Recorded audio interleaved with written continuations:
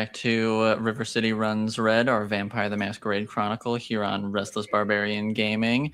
I'm your storyteller, Aloysius, here with all of my lovely players who I will have introduced themselves in a counterclockwise fashion, starting with Tom. Hey, my name's Tom. I play Ephraim, the Malkavian nightclub owner. And if you would like to see us have a whole episode of Aloysius going off about V6, let us know, and we will definitely schedule that and make that a thing. So I'll come detailed with notes. Exactly.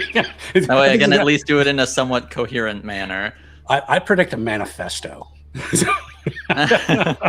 I genuinely think that would be really fun. I think it would be fun. I think I've not seen it. I have not seen it. We can test it and then comment. So anyway, I will move on to the next person. Sounds good. Hi, I'm T. I play Jane Mallory, and I can hear everyone but the storyteller. Everyone but me? It's what? Just absolute silence. So I thought everyone couldn't hear Alloy, and then Tom, you understood Alloy perfectly. So I don't know what that's about, but anyways, I'm playing Mallory. I'm so confused on tonight, but coming to you in a different state.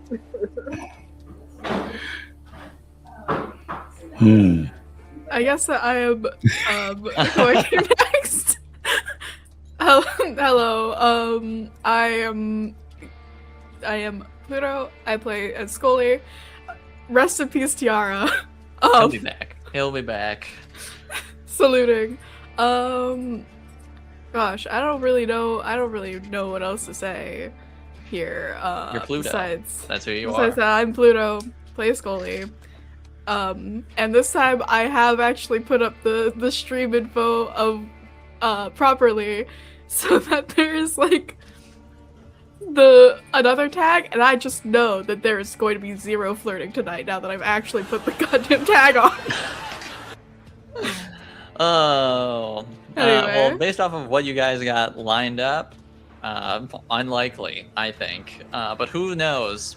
Maybe I'll flirt with the demon. You don't know. Yeah, who knows? I could do anything. Really just throw me for a loop. But last time on River City Runs Red, everyone, our coterie, made it to Yvain's haven after a rather explosive exit from Elysium. And as they slowly sort of trickled in and just unwound and tried to figure out their next plans of attack, everyone touched base, sort of said what's going on, and basically tried to figure out what they need to do next in order to make sure the whole city doesn't turn into a shit show. So, Yvain did something she had done previously, where she tapped into her sire Frey's memories via a blood sorcery ritual, and came to the definitive realization that Frey is in cahoots with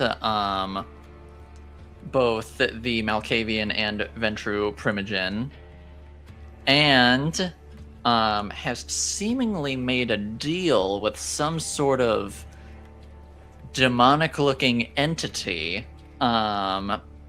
and has the sheriff and Banu Hakim Primogens staked, torpid in a sub-level to his club that Yvain was unaware of. And after seeing these memories and receiving these revelations, she awakens back into the room with everybody and has a sudden realization about something. And that is where we will be picking up. I need Marcus. Who? Marcus. And Evane essentially falls forward or scrambles forward, I mean, and starts going for her pager. And she is furiously typing. As she is reaching out to Marcus, saying, I'm interested in what we talked about. Where can you meet?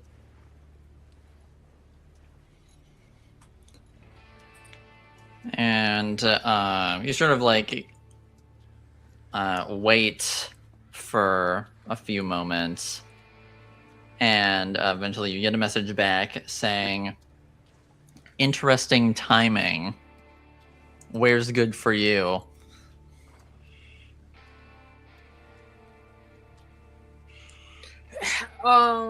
Is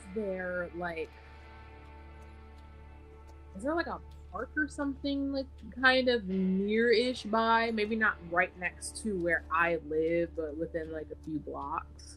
I'd say there'd probably be one relatively close by. Okay, then I would say I would be meeting there. I would be down for meeting there in 30 minutes. And he says, okay, see you then. And I believe I have a paranoia compulsion. You do currently have a paranoia compulsion, yes. Delightful. Oh, sick. Can you remind me? I have to essentially. I'm suspicious of probably. I have to do I have to hunker down somewhere where I feel completely safe for an amount of time, or else I'm essentially disadvantaged with my interactions? Essentially, yes. I can read you the exact wording, but the exact wording is vampire becomes overwhelmed with fearful paranoia, looking to disengage from a threat or suspecting anyone near them. Any action not taken to getting them somewhere safe suffers a 2 dice penalty. This ends when you have spent roughly an hour in a safe place. It's gonna be a really rough night.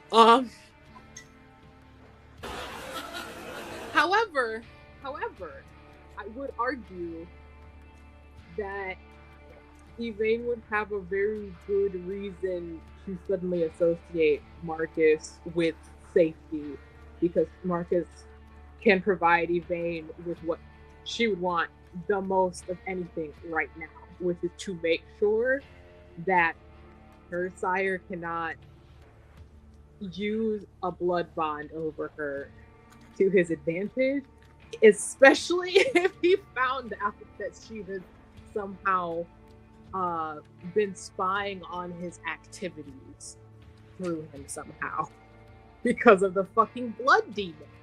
Mm-hmm. I can at least see the logic in it. We'll see if it pays off, but I can at least see the logic. Yeah. Vane will hop up and start collecting shit, putting it on, and just looks really shaken and frazzled, and is let me see.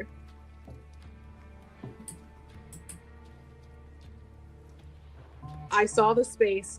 I also saw him making a deal or proposing some plan to remove the obstacles on the council for Luna and Jasper. And I also saw the sheriff and Primogen Orinda with stakes in their heart in the sublevel, and I have to get out of here because there was something else There was something else. What? There was some kind of blood demon that he was at an altar, and I think it saw me, and she's like essentially Right, running right. for the door. Yeah, and and I would say Merrick tries to stop you, since you're not exactly acting rationally at the moment. And it says, "What do you mean? What do you what? What? Calm down." It's exactly like I said, and I'm assuming because Yvain is associating safety with getting what she needs right now, or what she thinks she needs right now. But this action is against that thought process.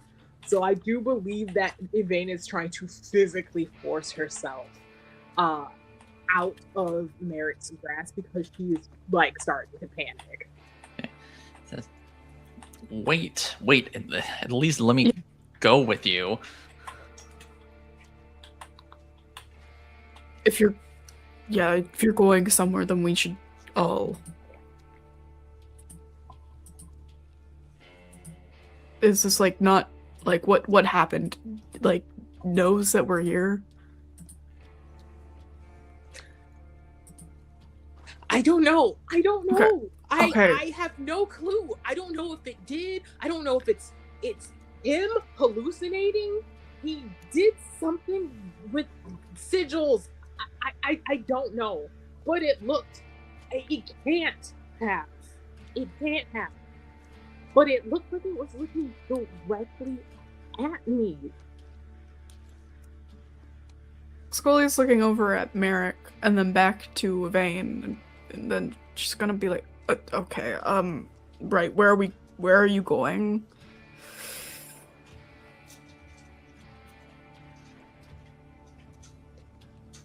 Who's this? I don't know the name of the park. That's fine. Just That park.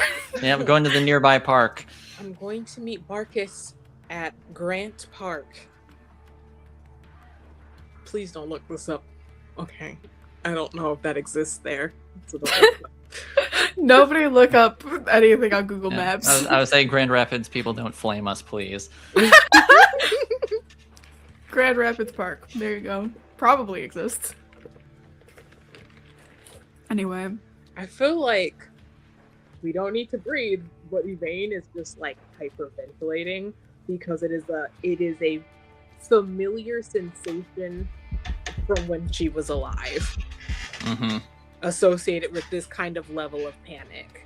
So it's less a something that is physically happening because there's something there to cause it to physically happen, and more of like an involuntary muscle memory. Sure. Yep. Makes sense.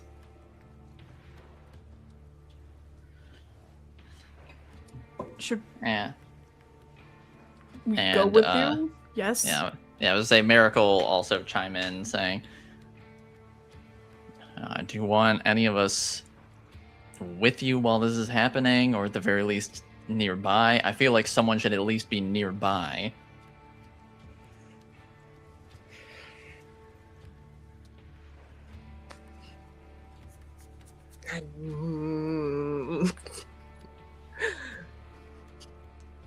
When you get the paranoia compulsion to the anxious one, oh god.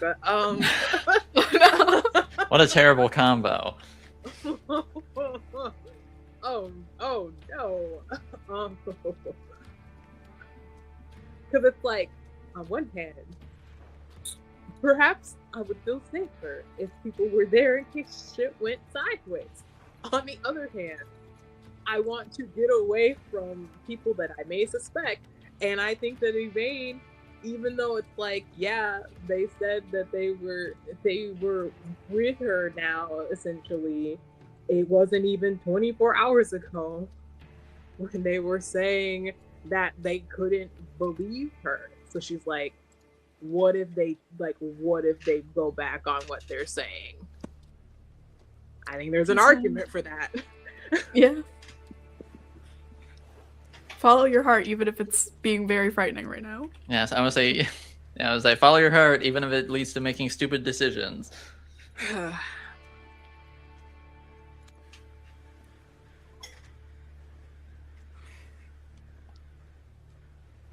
Merrick, I want you there. I'm fine.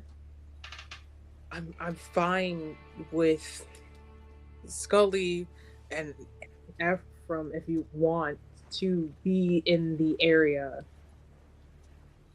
I suppose that's fine. I need to do this though, like now. Okay, well, let's go. Okay.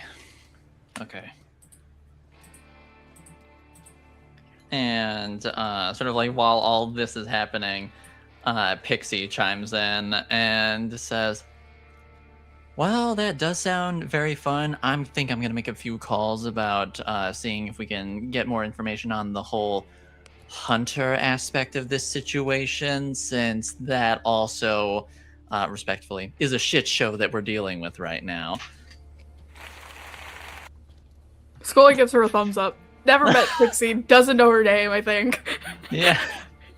Yeah, you just as I just see this hot bombshell just walking around with half her face covered up, so Double takes it, but we're not gonna think about that right now. It's taken us 5 years to get her out of Elysium. that is true, and it was not of her own volition. To be fair, we're never really meeting for dinner, you know. We're never getting together to go see a movie. It's always some bullshit. Yeah. We can't just enjoy each other's company, you know. It's always scheming or explosions. Doesn't want to enjoy our company. Ephraim hasn't wanted to enjoy our company for the past how many years have we? It's also taken him 5 years as well. So yes, I was like he doesn't even want to exist in the same space as you and Delilah. Right. Crazy. He'd be like peasant. Exactly. All right. Like, yes, go off, toxic king. Yeah, it's like, I know, if you'll excuse me, I need to go whip up another hot set. And... Oh my gosh. All right. This is beautiful. Okay. Scully will go to her truck. Is Right. Pixie wanting to stay at Yvain's Haven, or is Pixie being ready to leave to go somewhere else? Preferably, it looks like she is willing to just stay there if you are okay with her being there. Does she ask? Or is she just looking at me and I'm looking at her? I would say she's not even looking at you. She's just like, at this point, she's like turned away and is like, messaging on her pager, and she has like a phone up against her ear at the same time.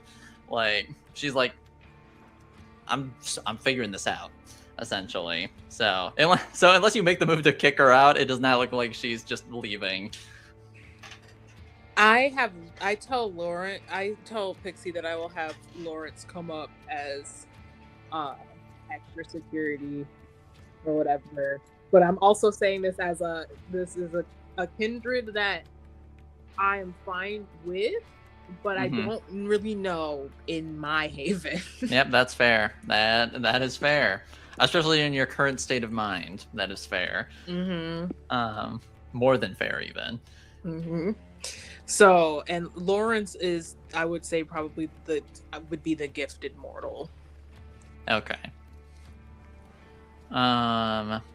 And Ephraim, what are you doing in all this? I would say I'm torn. The player's torn. Feels like you should stay with Pixie, but on the other hand, I have a feeling it's an NPC kind of just sitting there doing nothing. And I'm thinking I ought to go with Yvain. Fair enough. So, both fair points. Yeah, so I think he's going to as long as Pixie's okay by herself, which she's fully capable, he's probably going to go with Elaine. So, All right, sounds good. So you head on out with the others. Pixie stays behind, and Evane, you ride with Merrick, I'm assuming. Yes. And while in the car on the way there, I'm going to page Hassan that I believe I know where they are being kept. Okay. And then just say like, can you meet in about an hour?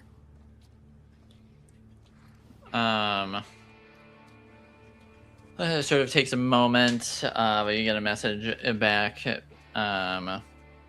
being, saying, meet where? An hour is fine.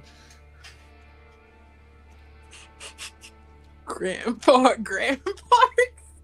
Okay. I don't feel like, I don't know, maybe, well, how about Rick's office? Rick's office? Okay. Yeah, and then that way, just like, why don't we meet at Rick's office? That way we can all come up with a plan. Yeah, a plan of attack. And then I will page Ephraim and Scully, letting them know that that's my intention after getting what I need from Marcus. Okie doke. Received. Yep. You just get okay. Classic.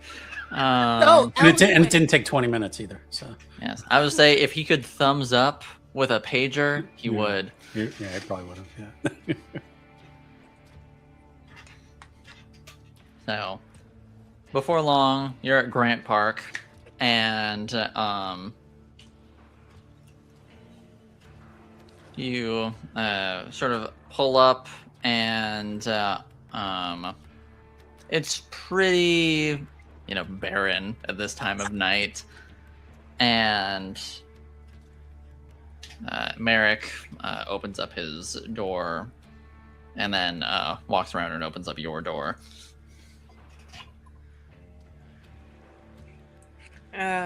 Slowly get out.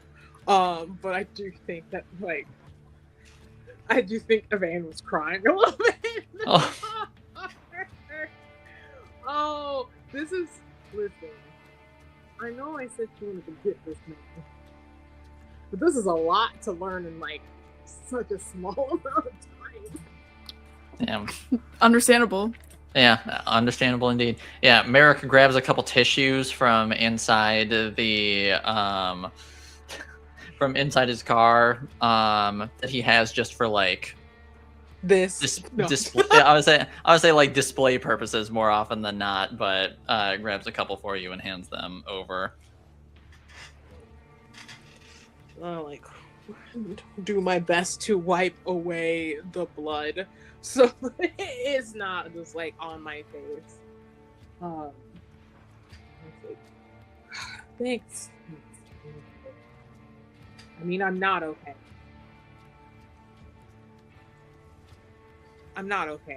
But I don't have the luxury of wallowing, so we're not going to do it.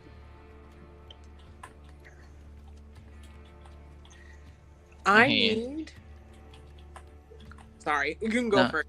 No, I was gonna say he just takes your hand. Thane turns to Merrick and just walks up to him a little closer. Just says, "I need his help." So he plans to break this blood bond that Frey forced on me. If he can do that makes me considerably safer than I currently am. Especially on the off chance that that thing that I saw somehow did perceive me. Because it's not like I know if what I was seeing was today or now. I have no way of knowing that. So, what did this thing look like exactly? It was looked like a tall figure made of blood with horns that kind of jutted back down and curved, I think. Was that correct? More or less. Okay.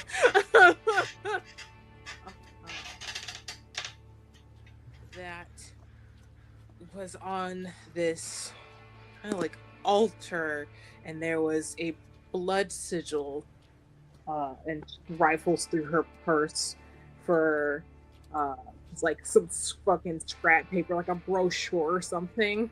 It flips to like a mostly blank spot and tries to draw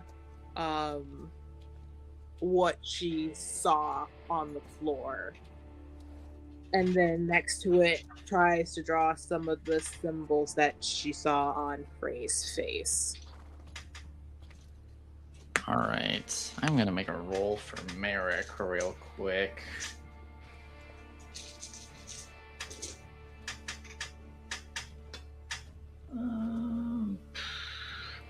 I'll actually have him burn a willpower. This is an important situation. Okay.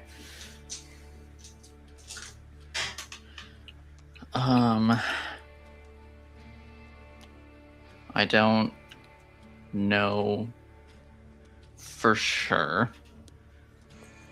I've only heard stories of them, but it sounds like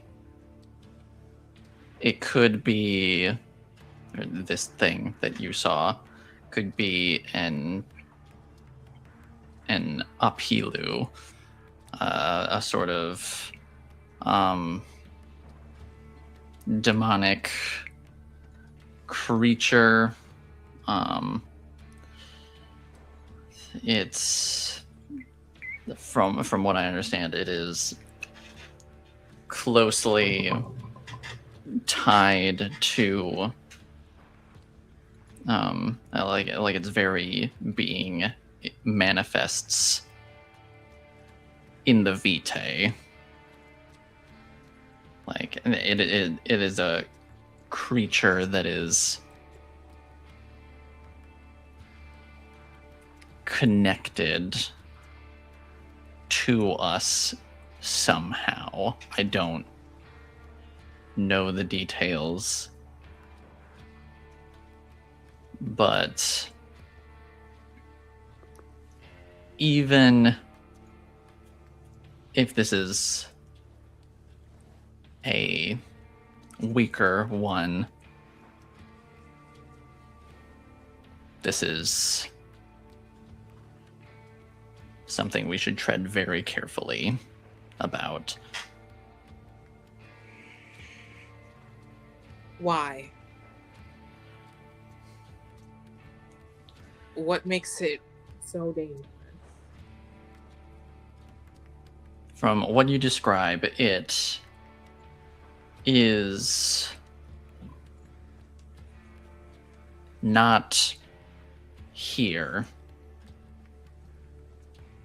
currently, but if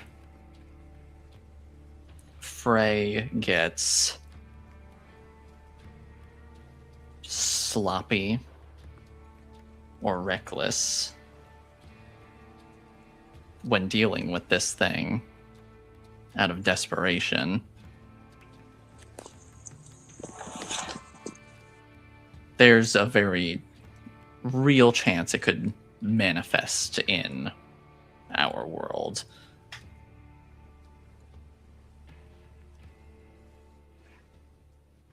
And do you know what that would mean for us if that happened? I know that there are varying types, some,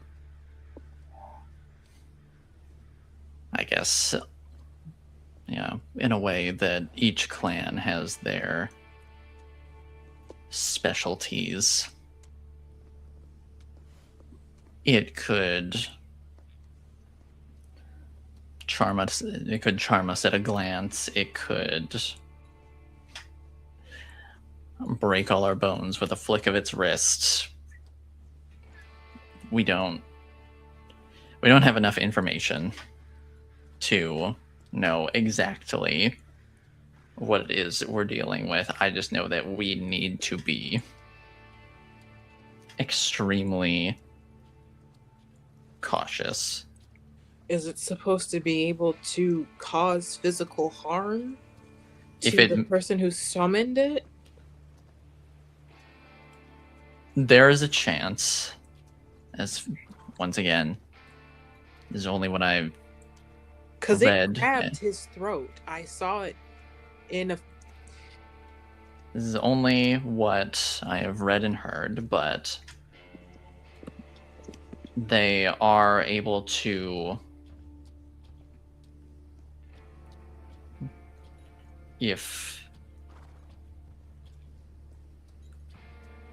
once again, if the caster is not careful, or if they get reckless, then it is possible for the Apilu to possess the summoner.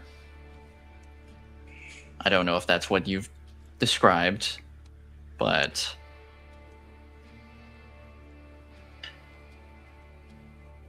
possession is also something that is a possibility.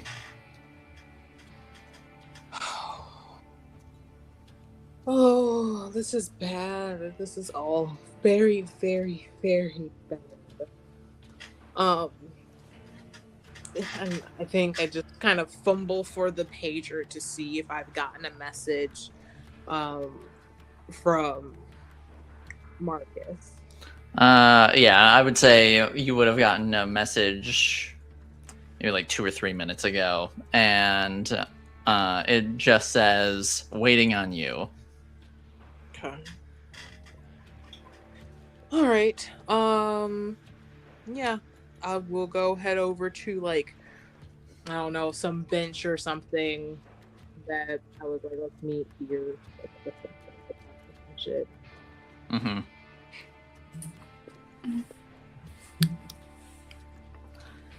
So the two of you go and take a seat on just one of the nearby benches, and maybe about a minute or two later, you see Marcus walking up from further in the park, and he says, "I see you brought your boyfriend with you too." Is that a problem? Shouldn't be, if he doesn't start problems. And I don't believe he'll start any problems unless you start problems. So it looks like we're all understood on not starting problems. Great. So explain it to me. Right. What exactly is this? And just for reference, real quick, Scully and Ephraim, where do you think? Well, Ephraim walked away, but Scully, where do you think the two of you would be in sort of like correlation to the park and like where the meeting is happening? Like, how far away, how close do you think you would be to the meeting? I think that Scully is probably kind of doing lookout. I think that probably within, she wants to be like able to see Yvain and Merrick, but she's not super duper close. She's just kind of like keeping an eye on things, because I mean, Merrick can handle himself in a fight. I think that Scully is more focused on making sure that nothing is trying to sneak up. That's fair. All right then. In that case, would you make me a wits awareness roll? Yep. Let just for me keeping go lookout. see. Let me see this. That is.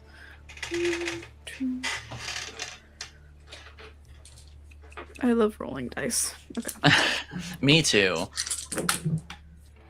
That is 1, 2, 3, 4 successes. 4 successes. You're sort of keeping an eye out, and every once in a while you get like a car pass by, or like the odd person sort of just like walking down the sidewalk, but you don't see anything sort of like standing out as far as the meeting is concerned. Everything at the moment seems fine, above board, all that. You're not noticing anything off.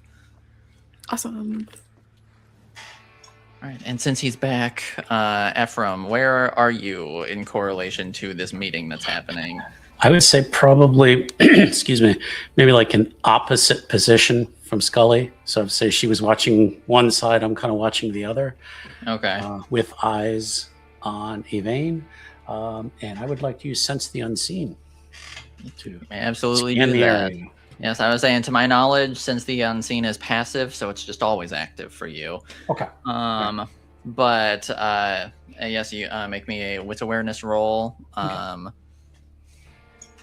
All right. And if you're using your heightened senses, then you may add your auspex to that as well. Okay, that's what I'm doing. So it should be, yep, okay.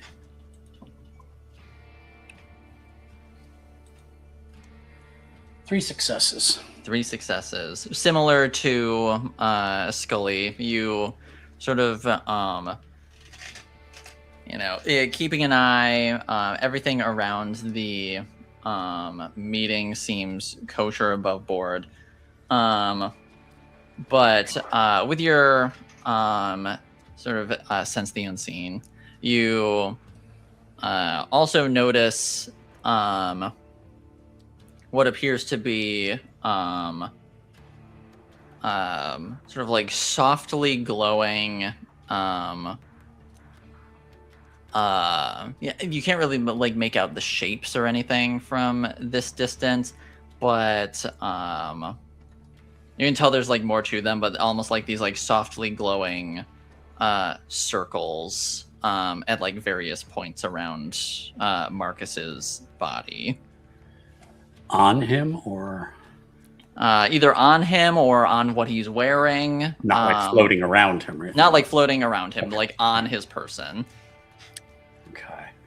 Am I too far away for Scry the Soul? I would assume so. I would think so. Yeah, I would think I'm gonna make the judgment call and say yes. You're too far that's away. Fine. No, that's what I was gonna say. Is I figured I was. I want to. I think for the moment he's going to see if he can just send on the group message, which I still don't think you can do on pagers, but we've established you can. Yeah, for the purposes of this, yes. Exactly. Marcus has some kind of symbols on him. Not sure if they're wards. Marcus, this thing looks magical on him, like wards or something. Just be careful. All right. So you send that out. Yes. Yeah. And let's say Scully gets it, no problem. Yvain, you sort of like, as you're asking Marcus all of what this entails, you feel your pager vibrate. Now Ephraim wants to talk. Sorry, 1 second. And Yvain will just pull her pager out just to read it real quick. Crazy hectic night. You'll have to forgive me for right now. It seems that way for everyone. And she'll read it and then kind of just nod in general and put the pager back in a pocket. And I will take note of these markings and symbols. Do they ring any sort of bell, even if it's like similar symbols to something else? Or I'm assuming I've never seen this before, but Yes. Well, sort of like looking at, like you looking at him, you don't see like anything off with him. He just looks like he's in like his normal clothes, aside from his, charred black forearms and hands. He just looks like how he always looks. So you can't I don't see see. anything. You don't see anything. You don't see what Ephraim is referencing right now. Gotcha. Which just puts alarm bells on more, but that's fine. Okay. So, what all does this entail? It's a little concoction called Saturn's Flux. And essentially, you just pop a little pill, and then once you go into your day sleep, it'll sort of siphon all that gunk out of you that's not supposed to be there. And when you wake up the next night, you just expel all that gunk out of you. It'll fucking hurt. Fair warning. But I think a little pain is worth, freedom. Okay, I would like to insight Marcus. I want to know if I want to get a feel for if he's being sincere, or if it feels like he's withholding any information, or if there's a feeling of like there's an ulterior motive to this. All right, make me a wits insight roll at a -2 penalty. Oh no. Okay, a -2 penalty. I forgot for a second. Yep. Did you say wits? You said wits what? Wits insight. Okay. Am I able to blood surge? You are allowed to blood surge if you so wish. Okay.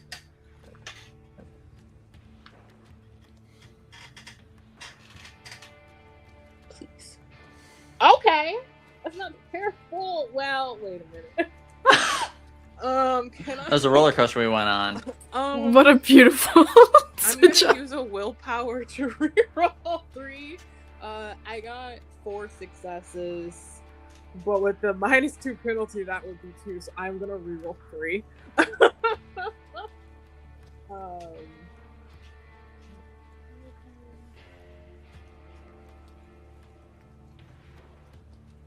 Please have mercy on my soul. Okay, so then that would make it 3 successes. 3 successes. Mm-hmm. From what you can tell, the information he is giving you about it is entirely truthful. He does not seem to be concealing anything from you. You also get the sense he has no reason to be concealing anything about this from you.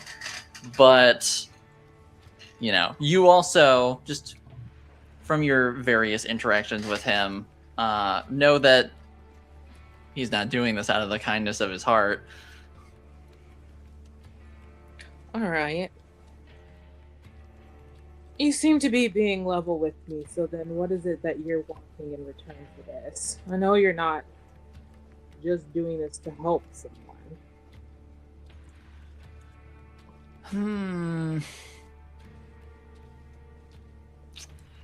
I was thinking of being all vindictive and shit, but realistically,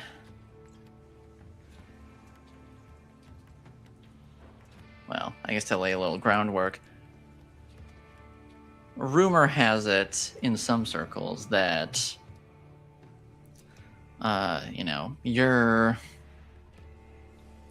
gunning for one of the important seats. You know, aiming to be a big power player and all that. So, that's all I really want is that after I give you this, once you get there, you just put in a good word for me.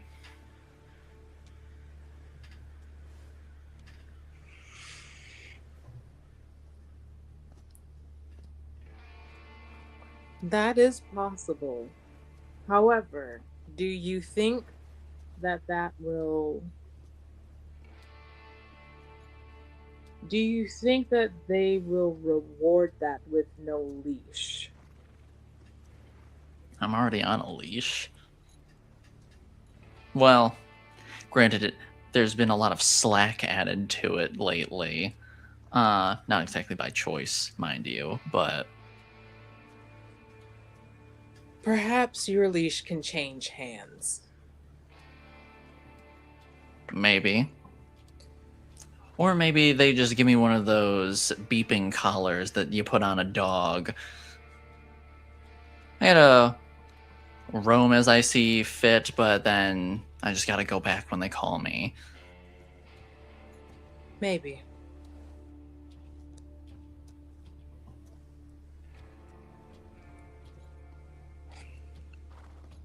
Before we make this deal, I want to ask you a question. Shoot. Actually, make that 2. Alright. Did you have a suspicion that what happened at Elysium was going to happen? You got in awfully quick and got out even quicker. I didn't know for sure. But I figured something was bound to happen eventually. I mean, just gotta open your eyes and look around. Shit's been wrong for a bit now. Especially with a Primogen and Sheriff disappearing, and also Keeper of Elysium hasn't been seen in a few nights either, so... Doesn't take a genius to see that some shit's gonna eventually go down.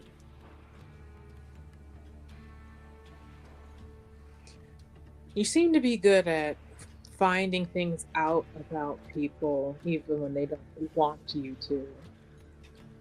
Pretty perceptive and observant, I'll admit. Have you happened to notice anything about Clan Ministries Frey, my father?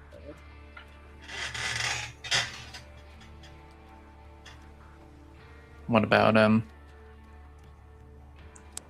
Just have you heard any whisperings, or maybe seen anything?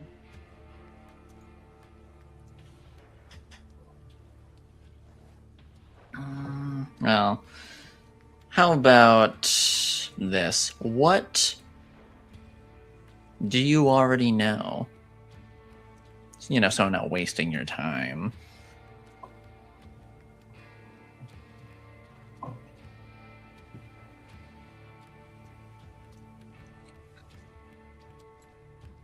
I know that if I want to stop the structure from toppling, that he is one of the people I need to deal with.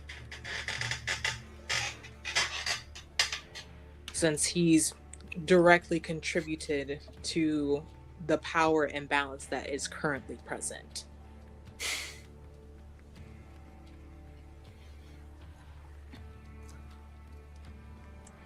Yeah, word has it he's definitely involved in some dark shit, and coming from me, that's saying something. But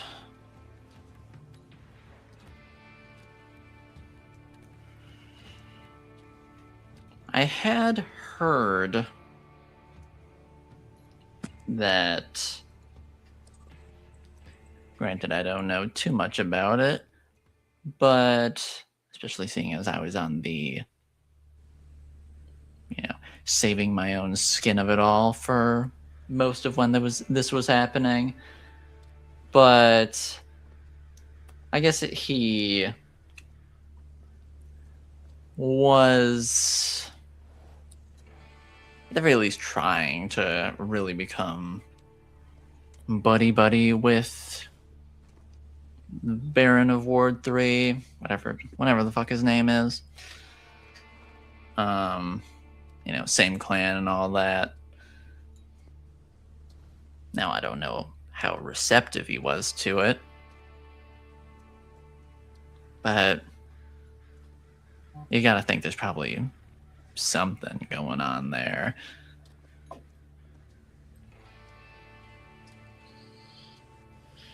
I don't want to look at Merrick, but kind of incite the energy to come next to me. When he says that, Did the temperature just drop 5 degrees? Yeah.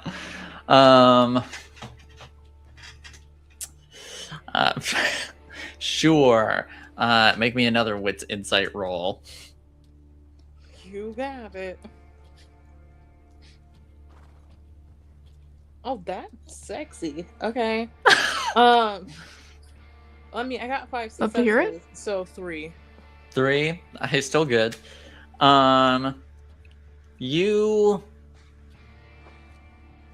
sort of, as much as you don't want to look, you definitely help a glance here and there over in Merrick's direction. And it's interesting. There's a mix. There's a mix of emotions happening. He's doing his best to not show much, but also him rather intimately at this point, and you sort of get a sense of disbelief, denial, maybe a bit of anger at who you don't know, but you definitely get a mix of those varying emotions as he's very rapid succession trying to compose himself and just listen.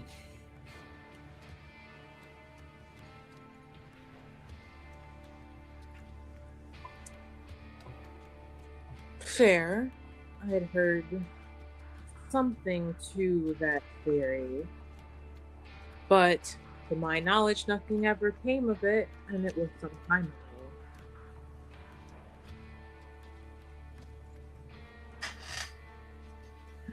ago. Trying to push to see if he gives a little bit more. Yeah, I was or did they just want you to think nothing came of it?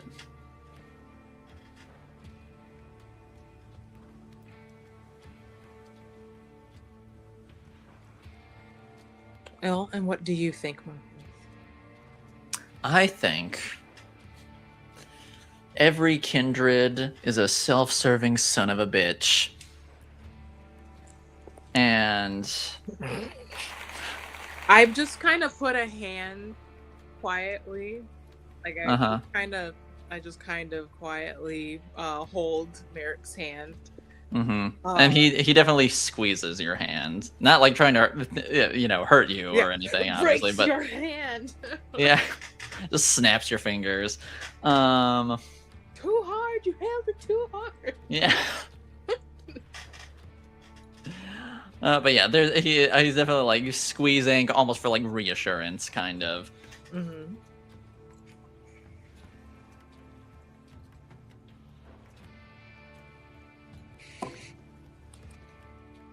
So yeah, and no offense or offense, I don't give a shit.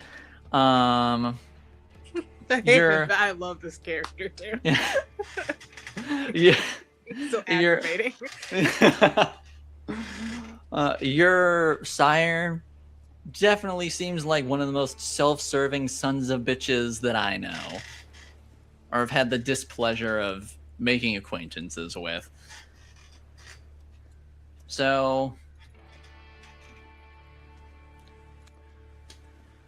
would he do whatever he could with whoever he could to get where he wants to be? Yes, I do think he would do that.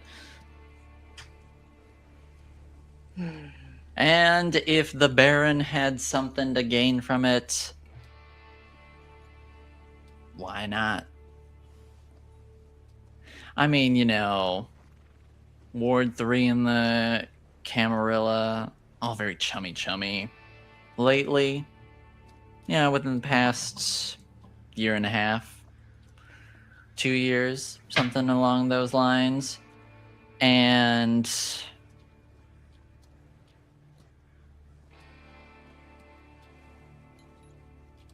who's to say that things couldn't get even better, depending on your perspective.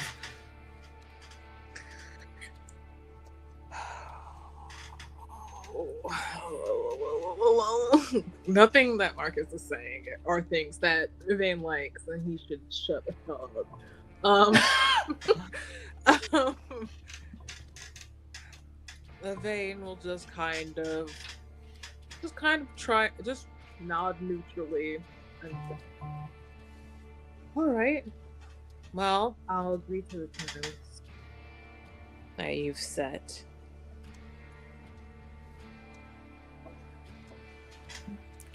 And he sort of reaches into his jacket pocket and pulls out a small pill bottle with one sort of like sizable like red gel capsule sitting in it. And he just takes a step forward and hands it off to you. Vane will take it, pop it open, and take it right Okay. You immediately. Swallow it. And they're looking at her like, for real?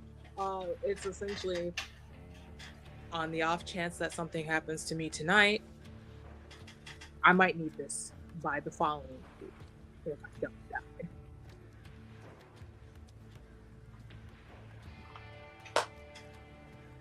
and Merrick sort of just like gives your hand a reaffirming squeeze and like nods his head. And Marcus looks to you and says, well, hope that helps you out. Gets you out of at least the current pickle that you're in. Are you currently looking for the sheriff, Marcus? Yeah. Well, if you really want to get in good with those who currently hold the leash, helping to recover him probably would go a very, very long way in that.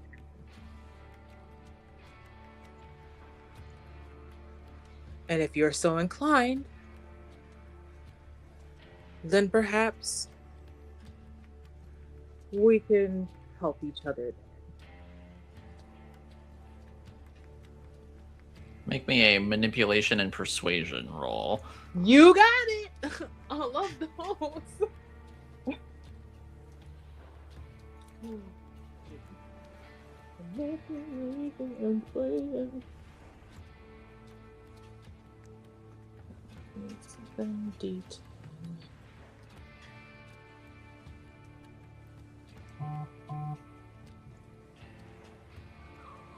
Oh, well.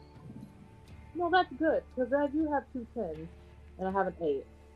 But I'm really bad at calculating 2 10s. But so what is that minus 2? Well, 2 10s is considered 4 successes, so that would be 2 successes. Okay. Jesus, so it's 3 successes again anyways. Okay. I don't want to use another willpower just on the off chance that I need the last few that I have, and I think it's bad if you run out. I mean, it's not good, so... Then yeah, I will let sleeping dogs slide on that. Okay. And, sort of if it leans... helps to influence you at all, I just add this in. Mhm. If it helps to influence you at all, I do also plan on giving similar information to Rick and Hassan, so it probably would be better. Yeah. and he almost like rolls his eyes out of his head when you bring those two up. I'm telling your coworkers, so you know, they'll know. Can I just say something really quick? It's a Yes. joke thing. I really did think that Yvain was about to offer him the like PR packages.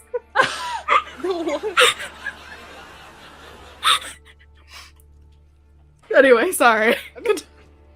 All good. All good.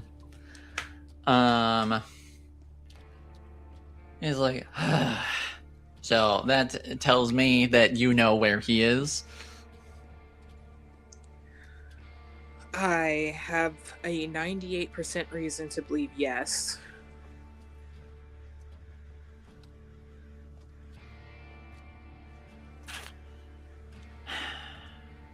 Fuck it. Where is he?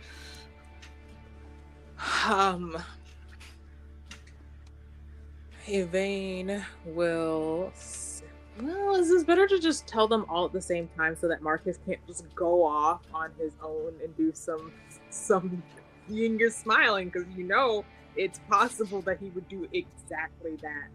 Yvain will say, well, it just so happens that I'm about to go over this information in about 35 minutes at Rick's office, so why don't we all go that way together?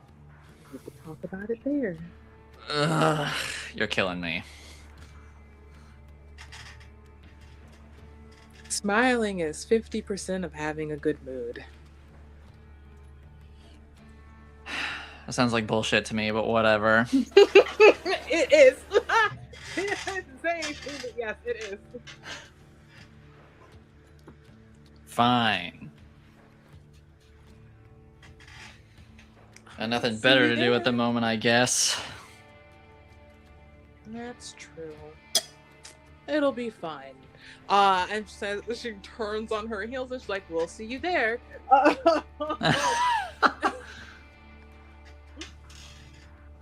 And starts heading back towards the parking lot. All right. With Merrick in tow. And just kind of like nods again to not necessarily anyone in particular, but so that Scully and Ephraim can see that like the big heading. It was really cool watching Yvain take drugs from a stranger in a park. She's such a good role model. She's a really good role model. Remember Everyone to take should pills strive to from be like Yvain. Yvain. And immediately just Immediate. And I'm just like, I'm not even waiting until we get to the car. Right now. Right now. Listen, What if something happens between here and the car? the one thing that Yvain got from me is that my pet peeve is when people get the thing that they need to help them like turn the tide or whatever, and they put around it, wait too long, and something always happens, and I'm like, just do it now. Just now. You know what? Just use I the get fucking this. thing. I get this. This is So- understandable. I do get this as well. So she I got at my least anxiety and she got that. As I say, I at least understand it. Oh yeah. I just head back to the car and just send like an on the way to Rick and Hassan. All right. Can I also like just do a wits awareness of the area as we were heading back to the car? Sure. And maybe also the car itself. We were away from the car, and I wouldn't put it up against anyone who would blow up a building to blow up a car. Fair enough. So I'm gonna do the car first, Very actually. fair. What should I? What's awareness, right? Mm-hmm. I'll just let this be a combined roll for those two things. Okay.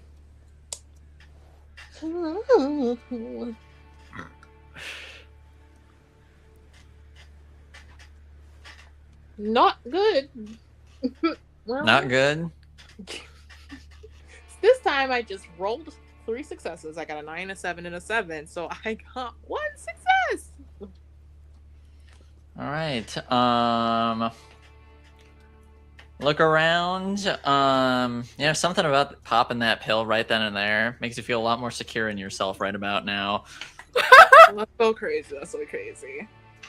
All right, the vampire's gonna walk. I'm also afraid that I have given Alloy a horrible idea to just blow this car up. Oh, this is beautiful. Like, RPG comes out of I nowhere. don't think I see anyone in the area or anything, and it doesn't look like the car was tampered with. So let's get going.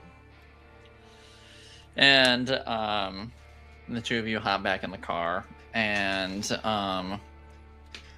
start driving off. And you notice that the way back to the car and then the subsequent, like probably like the halfway point through the drive, Merrick has just been quiet. What are you thinking? I don't know what I'm thinking.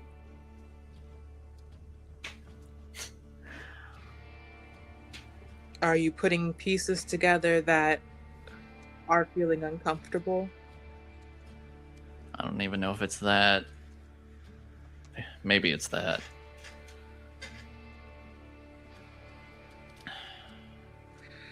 I don't know. I just got this. Sorry. No, it's fine. I don't know. This is my first real time interacting with Marcus. And as much as he like to talk,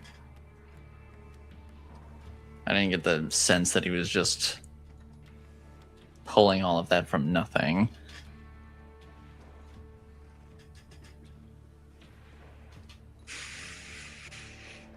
Sorry, Scully. I'm sorry. Girl, it's okay. I ratted out your whole thing, and then I ate the woman who I ratted it out to, so I guess it's like even, but like still.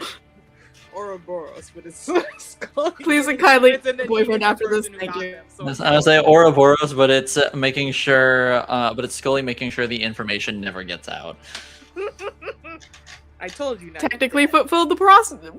You know, I'm being really mean to Scully right now because she didn't want to do that. I just think it's funny. Oh my god.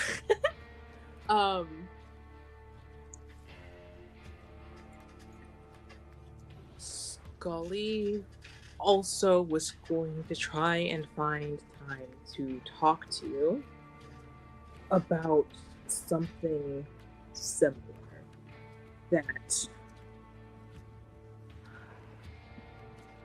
that she found. She told me in the bathroom earlier back at the house.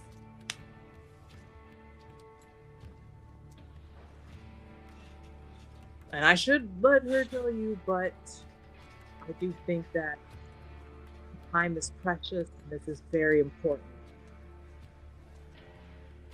Okay.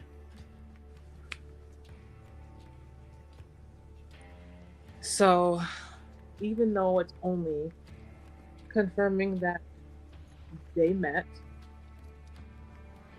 while I don't think that necessarily means anything, I think it's good to just keep it in mind as we're trying to piece things together. But it's also not a sentence. We don't have enough information.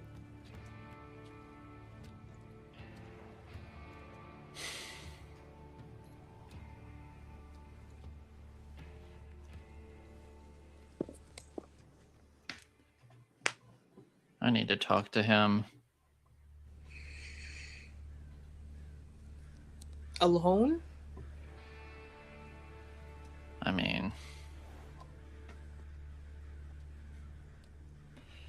I prefer having at least a little backup, but there's a lot going on right now. And I think this is going to be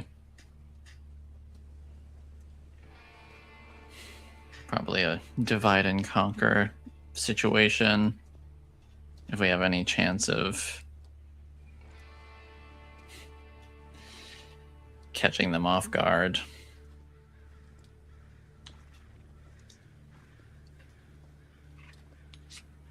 I don't like that idea at all. That sounds way too dangerous.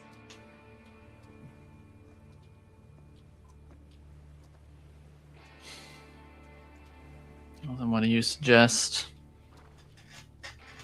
I mean, I don't think that you should go and speak with him alone. Again, it's not a definite that something happened. But even if there's only a 0.001% chance that maybe something did happen, that's still a chance, and on the outlier chance that it does happen and it's real, you could be in a lot of danger. Do you think you could take Baron Walker if he decided to attack you? Maybe. Maybe not. I was thinking of asking Scully to come with. She'd rouse the least amount of suspicion.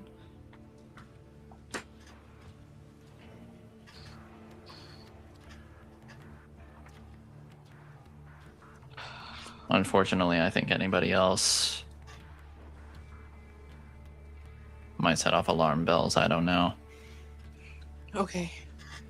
I still don't like it, obviously, but I can't argue with that. And as long as it's not you alone, then, I mean, I know you can just do it regardless of what I'm saying.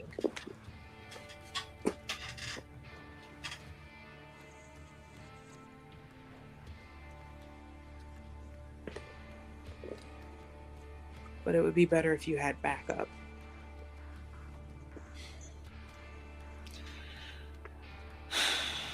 Yeah.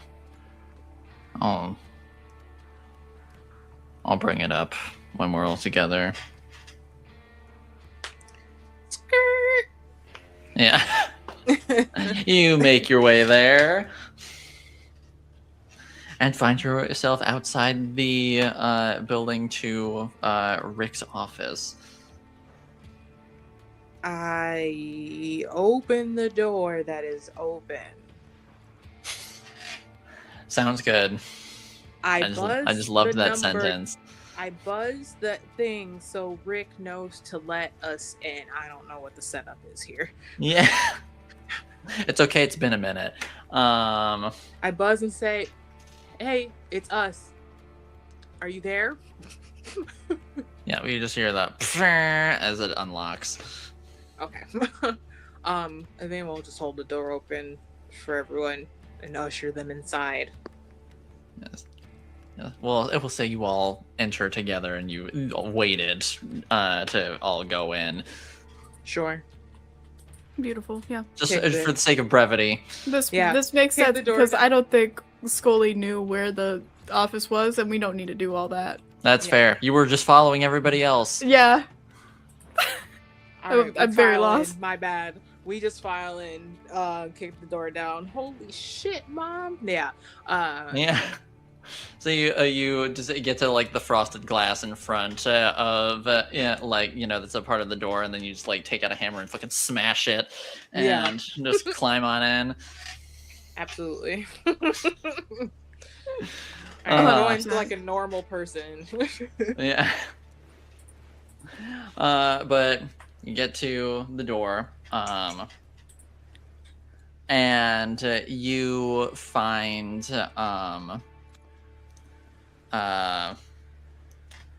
Rick, Hassan, and Marcus all inside.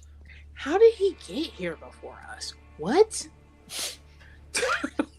We left before him. Make me spit out my tea. I think it's a fair question. Like, for real, though. Like, what? You don't know where he parked. We left the park before him, though. We met in the center of the park. It would still be almost equidistant if it was square. Yeah.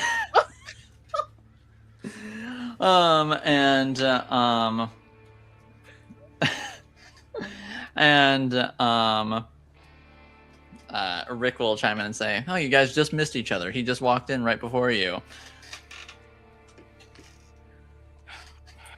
Okay.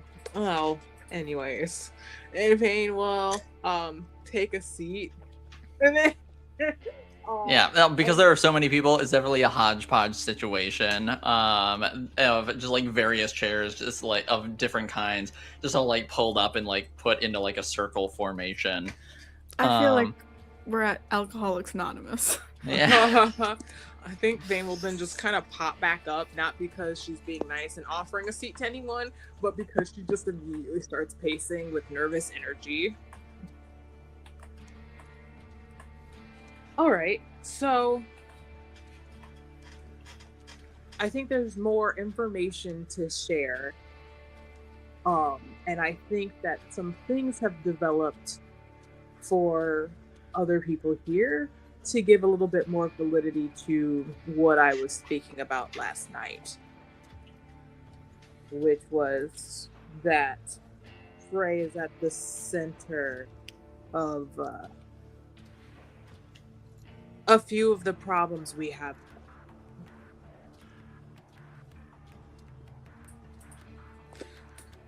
And then I think I'm wondering if it's better because they don't know the developments that maybe like Ephraim, I think maybe Yvain kind of looks at Ephraim and then looks at Scully, just like, since you two are the ones that had a change of heart, do you mind kind of sharing the information that we talked about? Yeah, I can go first. I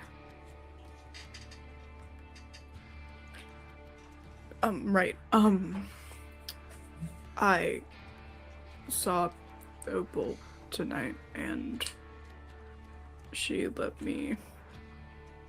Well, she told me about how Frey had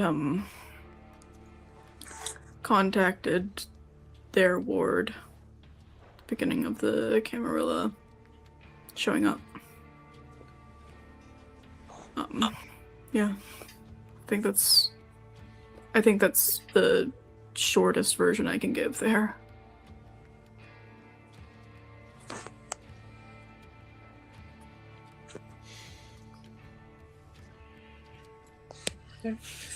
Vane looks at Ephraim to see if Ephraim wants to share his thoughts. Player's really considering doing Scry the Soul on Scully because he doesn't know what happened to Opal. Fuck! In fact, I think I'm going to. So. Peace sign. This is okay. We can. This is a support group, guys. We even got all the chairs. The breakdown is happening before we begin. Well, he did show up in a panic and also with fucked up hair, so I think that's fair. I'm gonna blood surge too. So. Oh, okay. We're just doing this. Awesome. That would be 4 Go to jail. successes. So- Okay. 4 successes. Yes. Okay. Scully, you need to make me a composure and subterfuge roll. Okay. Subterfuge. I don't think I could even make that. So I will roll, but if I don't get a crit, then oh well. That's most certainly not a crit. That was 0 successes. 0 successes. Okay. Hey, I'm an open book. Yep. So I was like, let me fucking pull up the options real quick. Library is open. Yep. So you get 4 options. Mhm. You get to learn her emotional state, what resonance is in her blood, what she is. You already know she's a vampire, so that's a useless one to you. Right. Get to know if the subject is under the influence of blood sorcery or other magic. Mhm. Whether the subject has committed diablerie in the last year. Or something unexpected as determined by me. Okay. Mhm. My first one would be... Or Scully in this case, since she's a player character. He's My first one would be her state, kind of looking at her aura. Okay. What is Scully's don't- emotional state? I don't. Let's see. Well, I can't just say bad. That's not very descriptive. No. But, like, Scully is pretty clearly shaken, like very, very much, very, very shaken right now. She's got a lot of sense of shame and I think determination as well, but it's mostly it's very intermingled together. So that's kind of, I think that's the basics of where that is at right now. Number 2, has she committed diablerie? No. Yes, I would say you look at her aura, Mhm. and you do not see the black veins. There's no black veins? There is no black veins. Because I thought you got that regardless of generation and all that. No, that's only if you commit the full deed. She did not commit the full deed. Okay. Yeah, I had my meal, but I didn't take the dessert. Yes, No. yes. She did not. She did not devour Opal's soul. Okay. Mhm. Number 3 would be, is she obviously hiding something about what happened to Opal? Yes, by omission, but yes. Okay. Now he wasn't a fan of Opal, so So really, all things considered, Ephraim might be happy. oh, he's just filing this away for later. Okay. In case he needs it. So DJ Blackout, more like DJ Blackmail. Okay. you got it. But maybe that'll be his new name when he gets to That was a Chicago, good one. DJ Blackmail. I think that might be too on the nose for people. Yeah, I think so. Be like, damn, we can't trust this guy with anything. Actually, gonna stop listening to his music now. So, And Really? number 4, is she under the influence of supernatural control by someone else, or she Unless is not. Yeah, I was gonna say, unless there's some crazy thing that Lloyd's meant to tell me.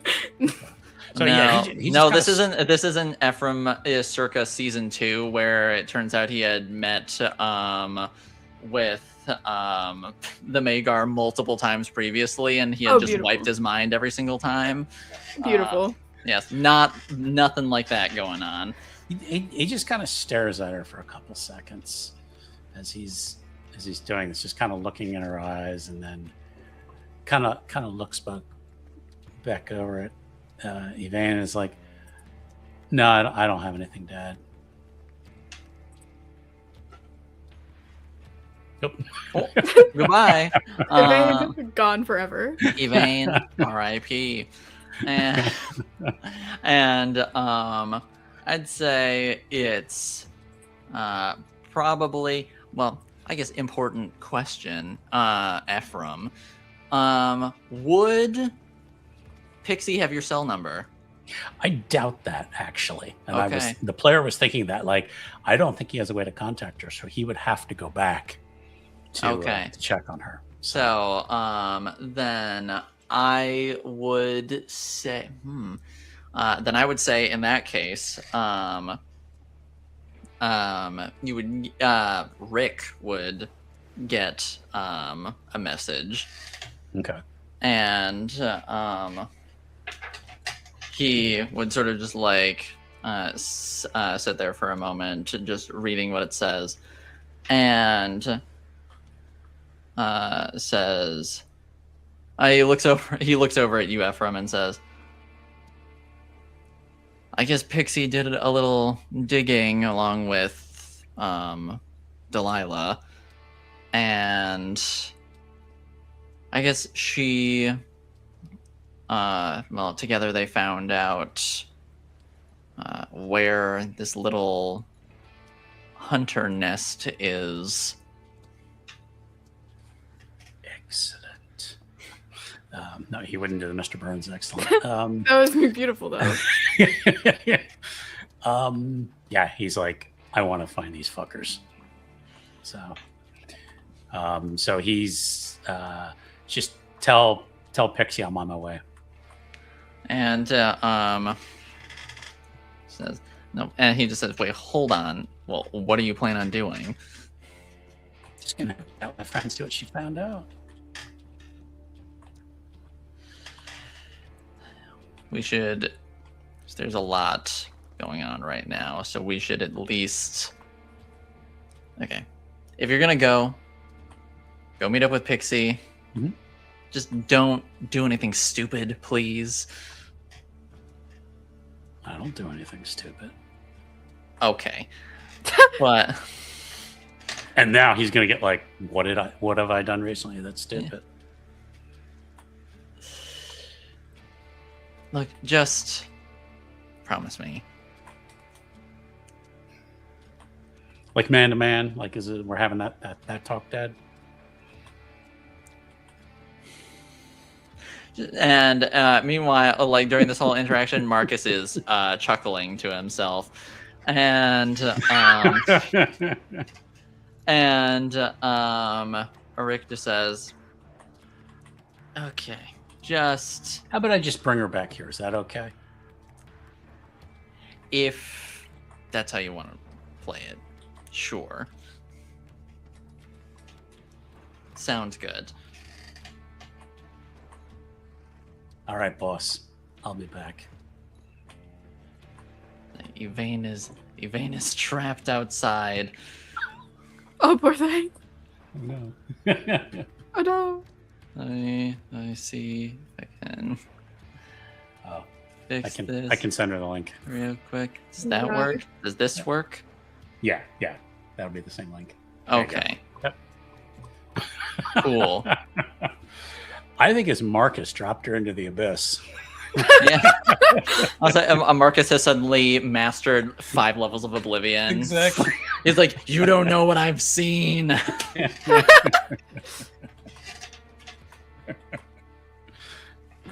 Welcome back from the Beautiful. oblivion. Welcome back. Welcome back.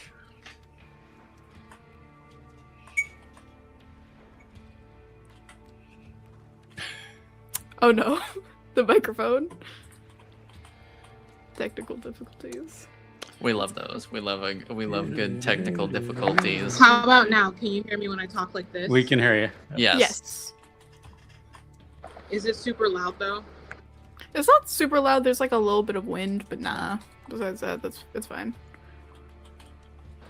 Okay, that's thousands of people, but if it gets bad, just let me know. That's thousands of people. Holy shit. I would say well, thousands of people sound like wind. So Yes, that's essentially about damn near 10,000 people. Oh, now I can hear the crowd. Yeah. Okay. oh yeah, okay. I'm picking out the sounds now, but it's fine. It's still good. All right, so Ephraim is gonna go get Pixie and bring her back. All right, sounds good. In the meantime, the rest of you sort of just keep on going with the conversation, and Merrick sort of looks to Evane and sort of like gestures for her to sort of share exactly what she saw and knows, essentially.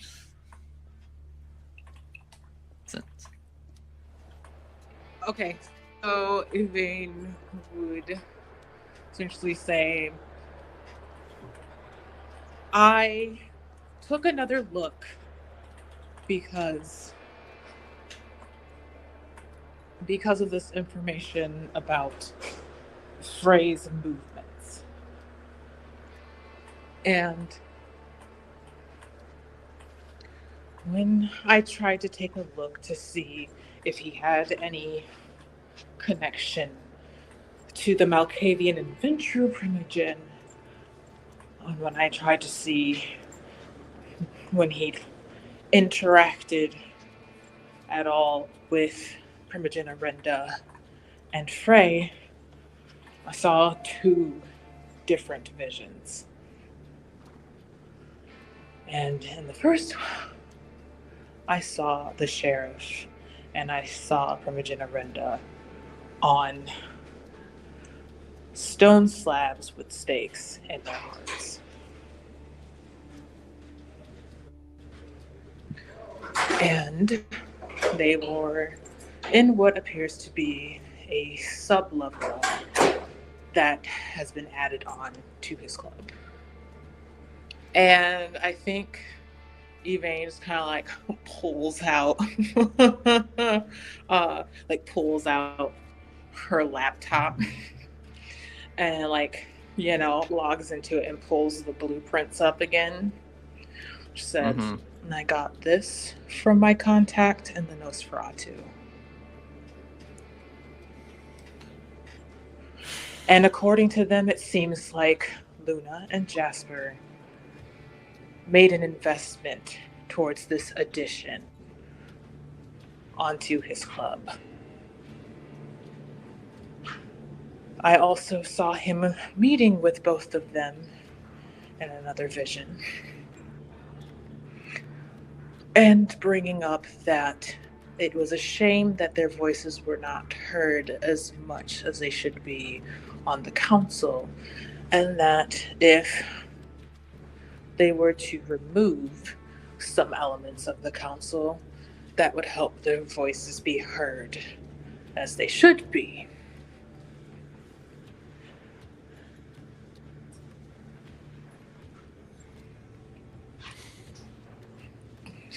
There was also a blood demon. Yeah. She doesn't laugh. I laugh because it's yeah. so fun. I was saying, Crazy follow up to all that. yeah, it's like, anyway, secret rooms. I know exactly where the important people are being held at. All very normal sounding. Also, blood demon. Mm-hmm. Can't forget the blood demon. Can't forget the blood demon.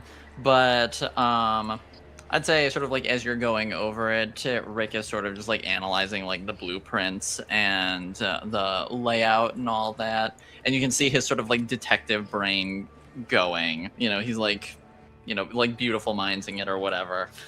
And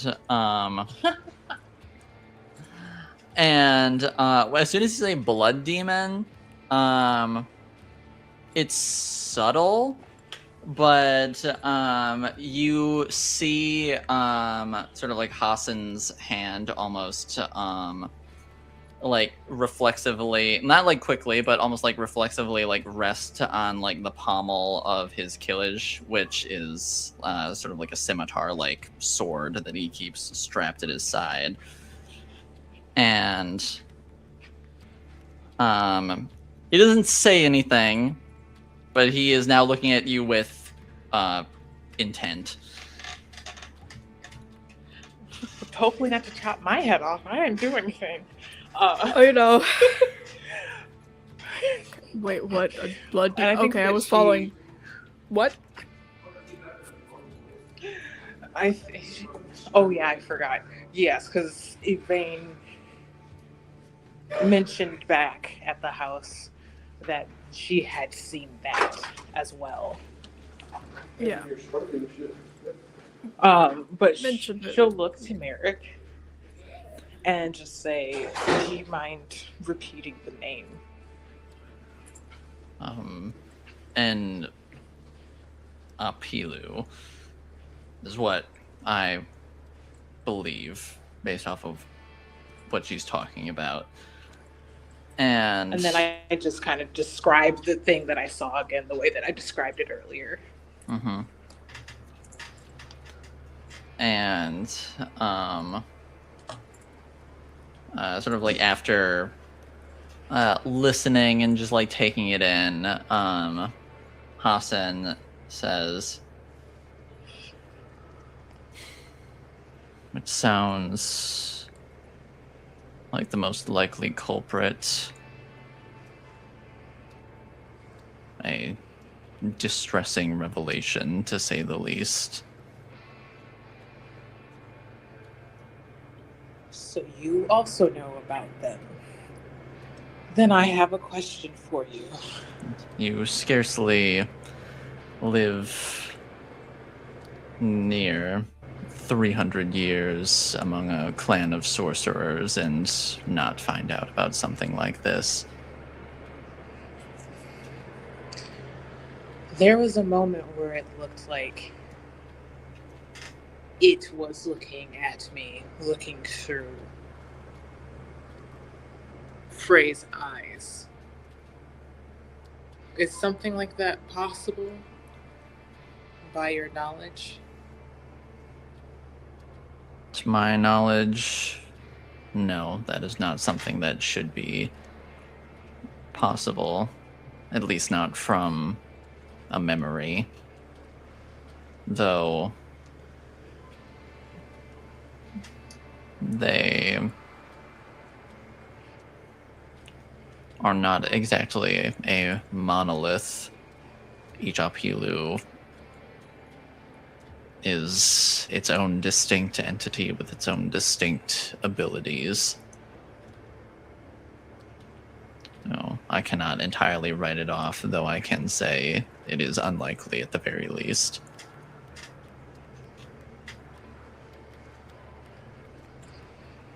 Alright, well that will have to suffice for now. At least I've taken what measures I can.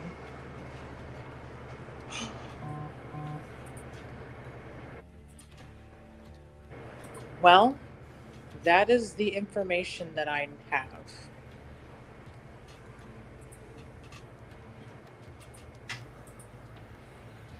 Scully's just kind of nodding along. Yeah. Active listener. Mm-hmm. And we'll say sort of like as you bring everybody up. Oh, I'll also put the. Go on. Can I also just put the where I kind of wrote down the circle that I saw and the sigils that I saw on Frey's face and what was on the floor. And I'll just kind of slide that out just on the off chance that either Rick or Hassan have also had any kind of interaction, seen this before. Can I take a look? Maybe. Asking this to a Yvain in character as well. Yeah, of course. Let's all roll dice together. Yes, I would say you can make me a intelligence occult roll if you would like, Scully. I'm not picking that up. I heard that one time. crash to the ground.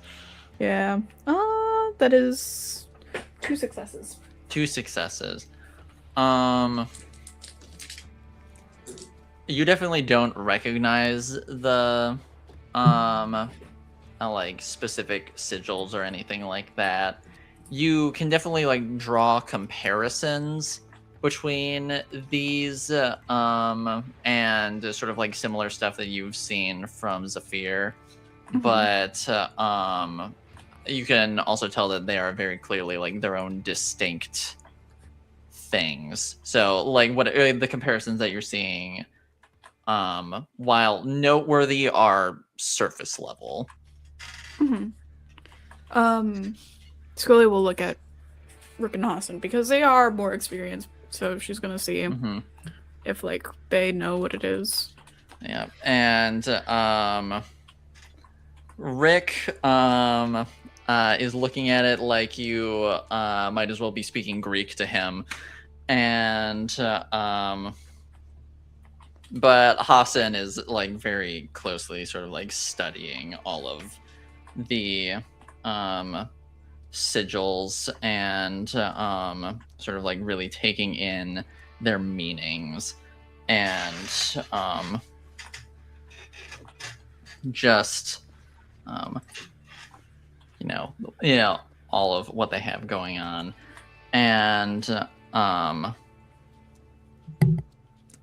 he sort of like really sort of just like introspects for a minute, and he says, I believe these are sigils to summon a type of Apilu known as a Deva. They're also known among my clan as dark reflections. They're almost like an embodiment of the beast within all of us, but personalized for the summoner.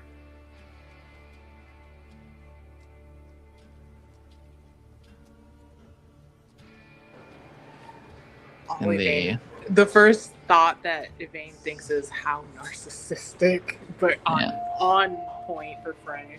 Mm-hmm.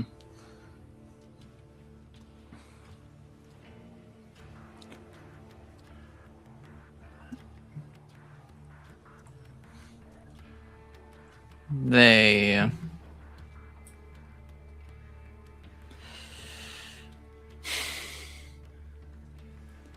are not the most physically powerful, but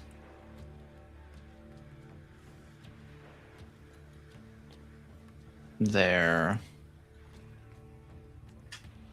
power over your will and mind are almost unmatched.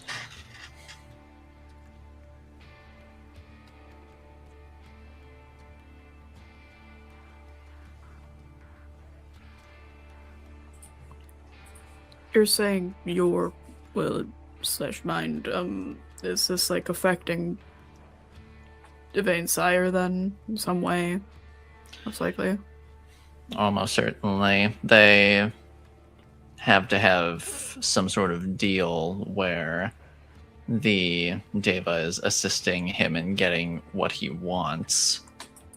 It's helping lay the groundwork, but it no doubt is also affecting him in much the same manner to try and get what it wants. And if I had to guess, I would say what it wants more than anything would be to stop being a reflection and be the real thing. I was worried you would say that.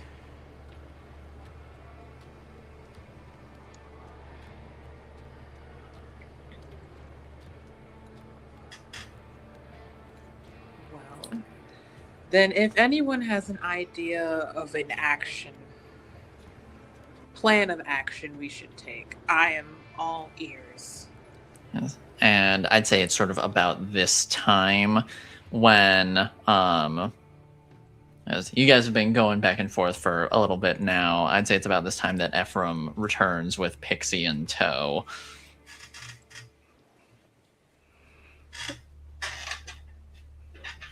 And Pixie sort of just like marches on in, not caring about what's going on inside. And she just says, I know where the hunters are. Awesome. Where? Yeah. And she sort of like just walks in and then sort of like looks around real quick and then looks to Rick real quick and says, do you have one of those what do they call them, like the maps where that you could like slide down like they're in like in a classroom or whatever? You have one of those? You're a detective. I feel like all of you have those. That's beautiful. And if Rick could blush, he probably could, right? He probably would right now. As he walks over to a wall and then just like pulls a map down. And got him. yeah. And she walks over and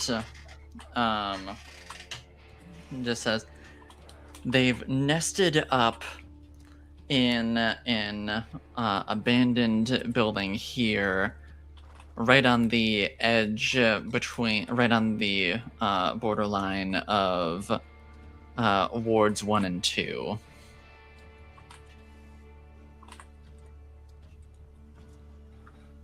Right. I mean, I think that out of all courses of action, taking out a nest of hunters is the most neutral, right? As far as the political situation goes, yes, but also the political situation... It's confusing. It's confusing and also not my biggest concern right now. I mean, more so, if a nest of hunters gets taken out, they're not going to think it's related to... Of course. Yeah. If anything, that's just a mortal police issue, and we can sweep that under the rug. Yeah.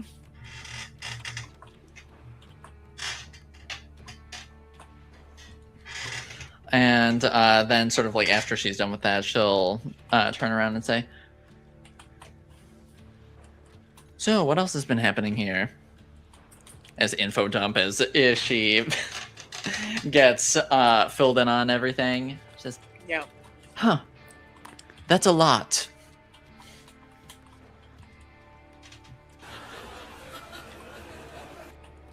It seems like multiple things need to happen at nearly the same time. I don't think many of these issues are things that we can leave to sit for long.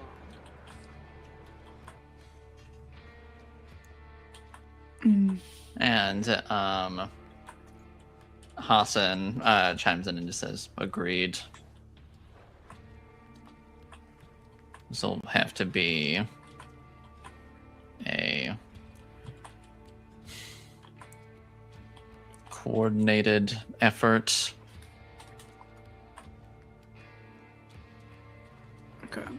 What are all of the things that we'll need to do at the same time, I guess, is a good starting point.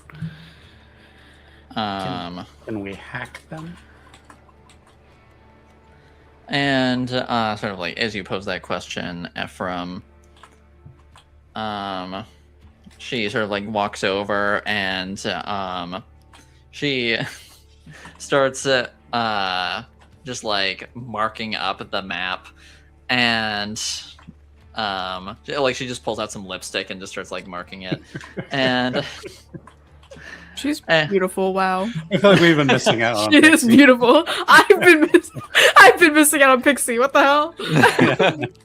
I'm not in Camarilla. I don't even get to talk to her. So. And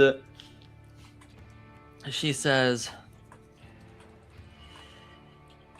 well, from what I understand and what Delilah was able to dig up is that these hunters are really a bunch of nobodies. They get equipment from this revenge organization, but they are not technically a part of them. They're just supplied by them.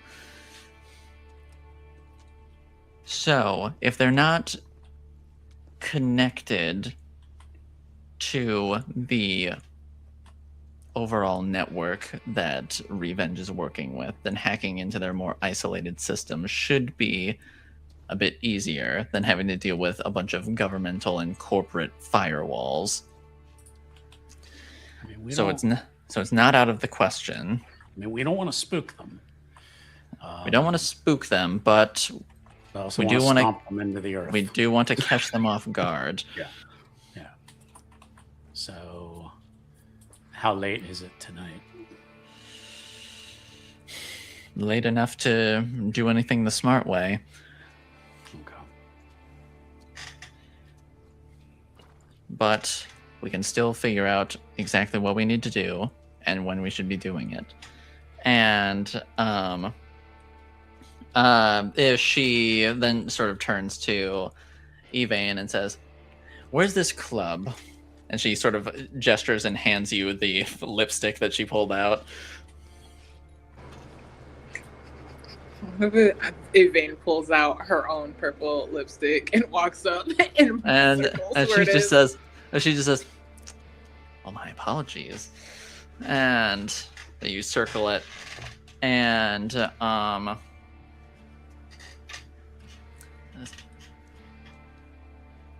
we should, and I was like, Rick walks over and takes the lipstick from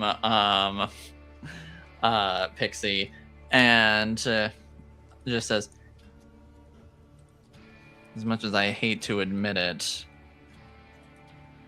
but everyone else seems to be on the same page, as we need to get these places at about the same time, just to prevent any interference in any aspect." Mhm. And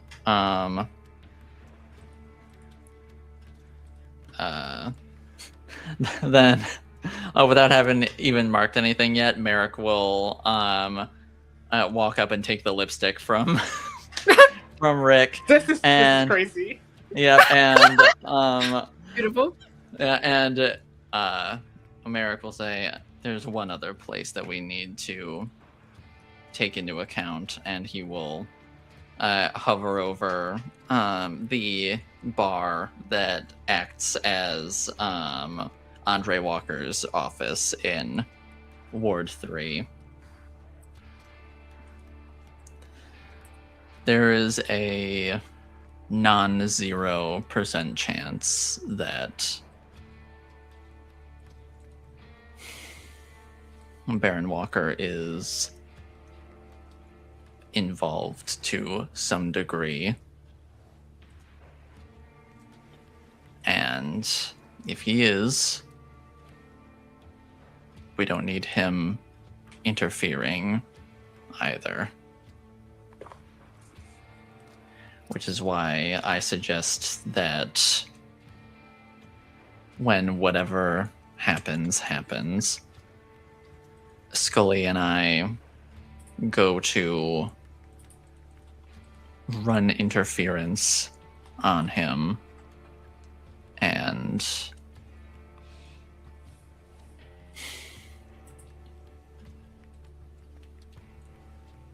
find out the truth, I suppose. Scully kind of leans over in her chair, face in hands, like, Okay. Yeah, no, that's good. I kind of was thinking something along those lines earlier, and I was kind of worried about bringing it up to you. I understand that. Yeah. But we need to think of the bigger picture at the moment, and Mhm. I would prefer to not do this the stupid way by going by myself. Yeah. No, I can come along with that.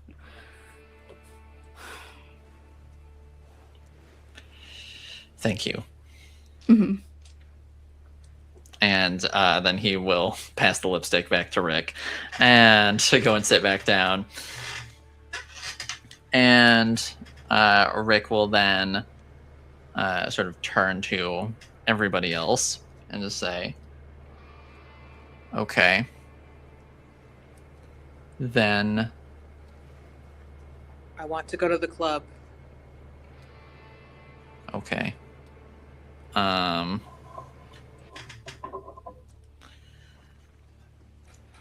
And he sort of like puts your name above the club.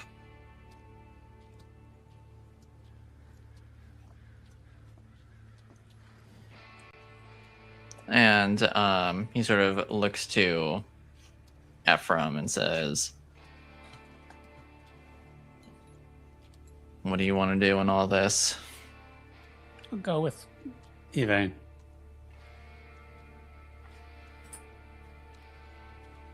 Okay. And Are there any other people that we can maybe reach out to for assistance? I mean, perhaps the neutral primogen, if we reach out to them, might be amenable, but I would feel more confident, I feel like, about the Nosferatu primogen than I don't really know anything about the other one. I can't remember right now. the Tremere Regent. The Tremere Regent. They love us. You've had a few dealings with them earlier on, but still. It's all right. I can at least put some feelers out and see what they say. And maybe I can also reach out to Primogen Felicia and see if there's any assistance that could be provided there. I mean, I think most people have probably gone to ground. That's probably safe to assume at this point, but I can at least try putting feelers out and see what help we can scrounge up. And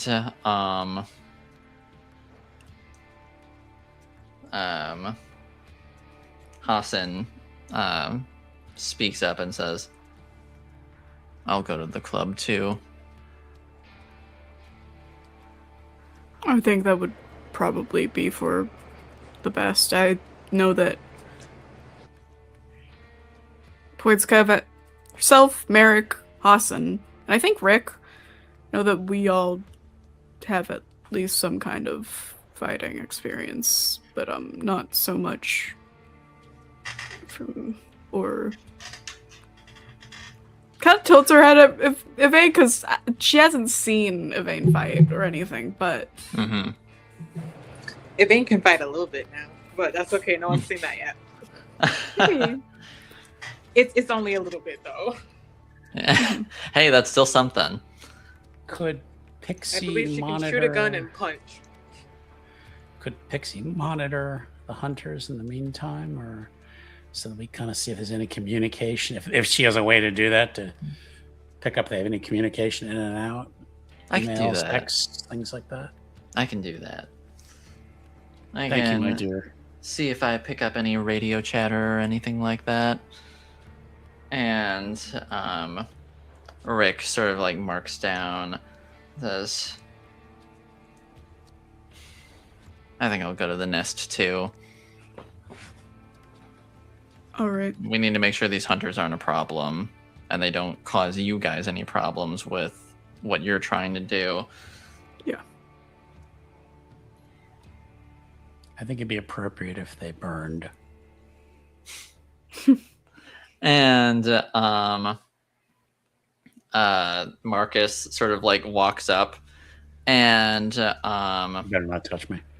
no, he doesn't want. No, he does not walk. He does not walk. No, he does not. Okay. He does not All walk up to you. Good. He does not walk up to you. He walks up to the map, Mhm.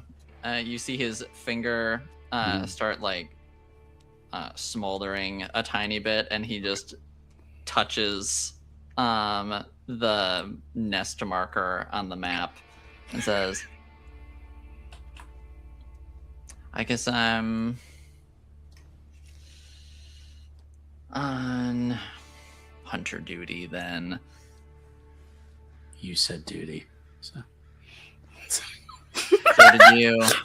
Jesus Christ. Sorry, I couldn't resist. Yeah, they've Have to break the tension. definitely like I don't know how old Ephraim is. I don't. They're definitely over like 30, right? Yeah. Yes. Beautiful. Well, actually, Well, his parents are probably like mid-20s, but yeah. He Yeah. the player just couldn't resist. No, it's no, this is Comment. real. Very common. Anyway, back to our serious vampire game. So. Yeah, our very serious vampire game. Extremely so. And Rick sort of looks it over and says, all right, Yvain, Ephraim, Hassan for the club for sure. Me and Marcus, the hunter nest with Pixie on surveillance, and Scully and Merrick for the bar with Baron Walker. Sounds good, I think. How much do I know about Baron Walker's abilities? You know he is a member of Clan Ministry. Mm-hmm. So at the very least, Yvain is able to give you a lowdown on what the clan is typically capable of. So that would be, as far as disciplines go, they have access to Presence, Obfuscate, and Protean. But, he's been around the block a little bit at this point, so odds are it's safe to assume he's picked up one or two other tricks by now. Yeah. Merrick, is there anything that we have to particularly worry about with the Baron?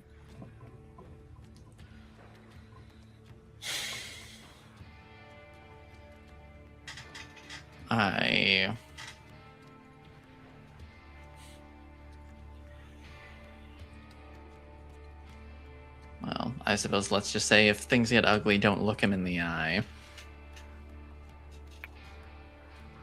Noted. Can I send the hunter location coordinates to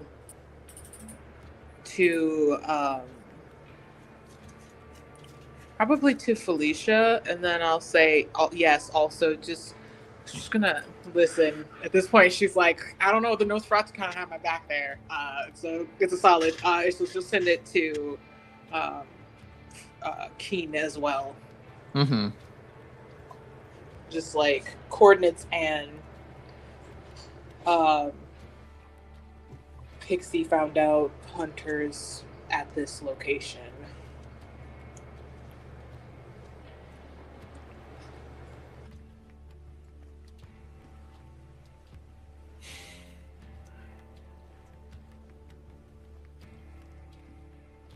Oh, and like planning to run a hit. Yeah, and you basically like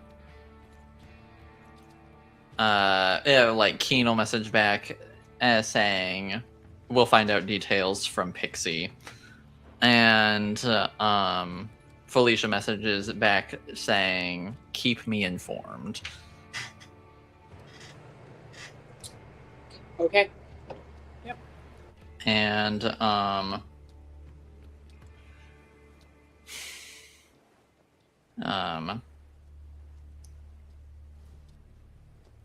Rick sort of says, okay, well, now that we have a rough framework for what we're doing, when do we want to hit back? It should be sooner rather than later, but What time is it? well, it's not happening tonight. Yeah, definitely but- not. Well, not Yes. tonight, but like in the well, it's been a pretty. We've done the past couple sessions in the same night, huh? Yeah, I was gonna say I was saying tonight Yeah. as in universe tonight. Yeah, that's fair. Mhm. That's fair. Yeah, I was at this point it's probably like 4 a.m. We realistically. gotta get going. Yeah. I think it should be tomorrow then. Right. Is there maybe around midnight? Hit them as early as we can. Because I'm afraid, player, that they're going to get notified that somewhere we're telling a lot of people. Yeah. And I'm afraid of a leak somewhere. So That is fair. hitting them as soon as we can is, even if it's there was a gas line leak in the place and oops, somebody was smoking. I mean, that's the way the Kindred do it, though. Yeah. They're like, oh, it was About a 9:30? mass hallucination. It's fine. Exactly. And they all went and stabbed each other. Yeah, so. Crazy. Okay. Evane will put forward like 9:30. 9:30. Okay. Works. 9:30. 9:30, hunters die. So revenge. So 9:30. Dominoes fall. hmm 10:30, we get pizza. So. Yeah, let's get in and out of this in an hour, and then we go to Waffle House. Exactly. Also, do we want to consider that since your two groups will be somewhat nearish to each other, if one group manages to secure their location first, are you planning to meet up and assist the other? I think that'd be the wise move. Definitely. If it's possible. All right, then I suppose make sure you got the information to share that with each other. Mhm. Yeah. Right. Pagers. But I'll exchange pagers. Yeah. If you don't have the information, everyone exchanges pager information. Like Evane tiredly rubs her eyes and is just like, okay, I think it's time for me to go and do a full body cleanse. hmm Just thinking about how everything is supposed to be expelled tomorrow. Yeah. Yeah.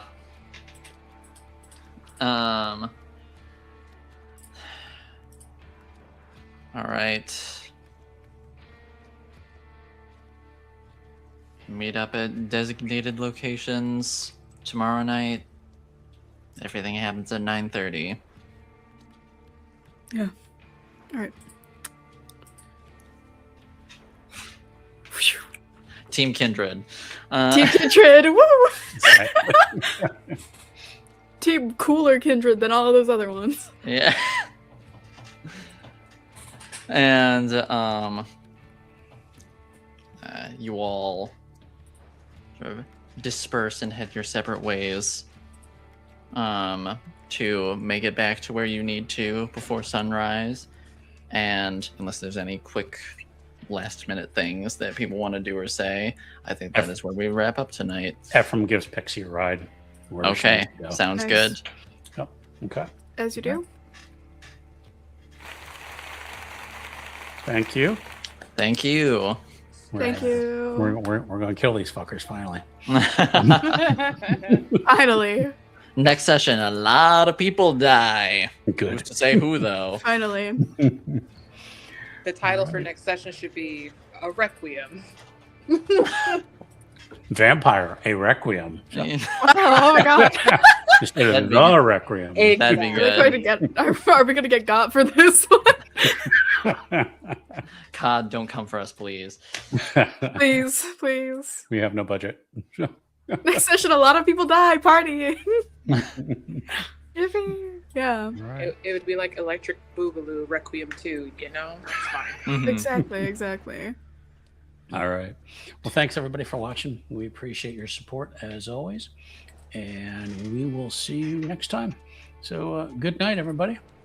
Ma, Night, we love you. everybody. Goodbye. Bye.